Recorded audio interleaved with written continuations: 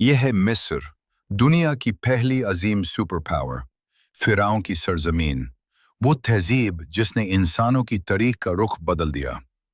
और हैरान कुन बात यह है कि इस अजीम सरजमीन के बारे में रसूल अकरम सल्लल्लाहु अलैहि वसल्लम ने अपनी वफात से पहले ही फरमा दिया था।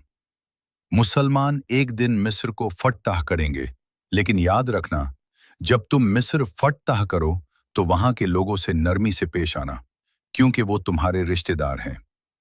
रसूल अल्लाह सल्लल्लाहु अलैहि वसल्लम की वाफत के कुछ ही अरसे बाद मुसलमानों ने हजरत उमर बिन खत्ताब की क़यादत में रोमी और फारसी सल्तनतों को शिकस्त दे दी।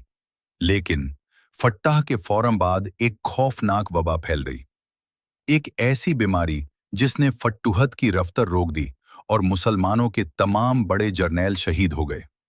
इस नाजुक वक्त में हजरत उमर ने नए सिपाह सलार का इंतखाब किया, अम्र बिन आस, वो शख्स जो बहुत जल्द तारीख का रुख बदलने वाला था।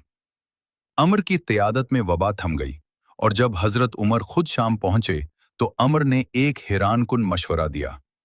वक्त आ गया है कि हम मिस्र की तरफ बढ़ें। लेकिन मिस्र, आखिर मिस्र था क्या? क्यों उसे दुनिया की पहली सुपर पावर कहा जाता है? जवाब एक लफ्ज में छुपा है, पानी, नील का पानी। 5000 साल पहले जिसके पास पानी होता था, दुनिया उसकी होती थी। और दुनिया का सबसे बड़ा दरिया नील सिर्फ मिस्र में बहता था। आने वाले वक्तों में दुनिया भर से लोग मिस्र आबाद होने लगे और इसी सरजमीन पर उभर कर आया एक आदमी, बादशाह नरमिर, जिसने दुनिया की पहली मुत्तहिदा सल्तनत की बुनियाद रखी। 1000 साल तक मिस्र दुनिया की हुक्मरान ताकत बन गया, मगर ताकत घरूर लाती है और घरूर अंधा कर देता है। एक दिन फिरौन ने ऐलान किया, मैं बादशाह नहीं, मैं खुदा हूं। यूं मिस्र की तारीख ने सबसे खतरनाक मोड़ लिया। फिरौन का अकीदा था कि असल खुदा वही है जिसका जिस्म मरनाए के बाद भी हमेशा महफूज रहे।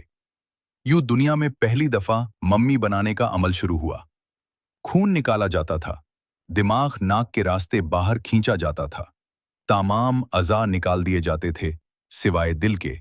जिस्म को 40 दिन नमक में रखा जाता था, फिर पट्टियां लपेटकर तबूत में बंद कर दिया जाता था।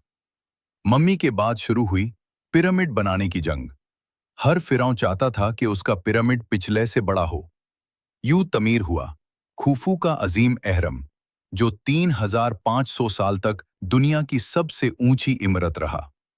आज भी 12 बुर्ज खलीफा मिलकर भी इस एक पिरामिड के बराबर वाजनी नहीं बनते। मगर अजीमत की कीमत भी होती है। इतनी बड़ी तमीरात ने मिस्र की माइशत हिलाकर रख दी।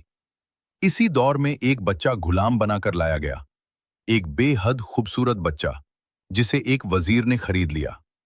ये बच्चा आगे चलकर हजरत यूसुफ बना और मिस्र का वजीर आजम। उन्हीं के हाथों मिस्र ने दोबारा तरक्की की। वक्त गुजारता गया, यूसुफ के बाद बनी इसराइल बढ़ते गए और ताकतवर होते गए। फिर एक नए फिरौन ने उभर कर ऐलान किया, आज के बाद मिस्र में कोई बाहर का शख्स बर्दाश्त नहीं किया जाएगा। यूं बनी इसराइल पर 400 साल तक बदतरीन गुलामी मुसल्लत रही। और फिर तारीख बदली। एक नजूमी ने फिरौन को बताया कि बनी इसराइल में एक बच्चा पैदा होगा जो उसकी सल्तनत तबाह कर देगा। कत्ल आम शुरू हुआ, लेकिन जिस बच्चे से वो डरता था वो उसके अपने महल में पला, मूसा अलैहिस्सलाम। हजरत मूसा ने मुजीजात के साथ फिरौन के सामने मुतालबा रखा, बनी इसराइल को आज़ाद कर दो। आखिरकार फिरौन ने इजाज़त दे दी।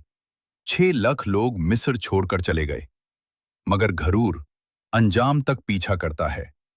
फिरौन ने वड़ा तोड़ दिया और पूरी फौज के साथ पीछा करने निकला। जब वो बहुत करीब पहुंच गया, अल्लाह ने मूसा और बनी इसराइल को बचा लिया और फिरौन रामसेस पूरी फौज समेत समंदर में घर खो गया। फिरौन के बाद मिस्र कभी ना उठ सका। 3000 साला सल्तनत का सूरज हमेशा के लिए गुरूब हो गया। दुनिया को पहली दफा एहसास हुआ कि फिरौन खुदा नहीं, सिर्फ एक इंसान था। सदियों तक मिस्र मुख्तलिफ सल्तनतों के हाथ लगता रहा, सिकंदर आजम, फिर रोमी सल्तनत, और आखिरकार وہ وقت آ گیا جب رسول اللہ صلی اللہ علیہ وسلم کی پیش گوئی پوری ہونے والی تھی۔ حضرت عمر کی خلافت میں مسلمان مصر کے دروازے پر کھڑے تھے۔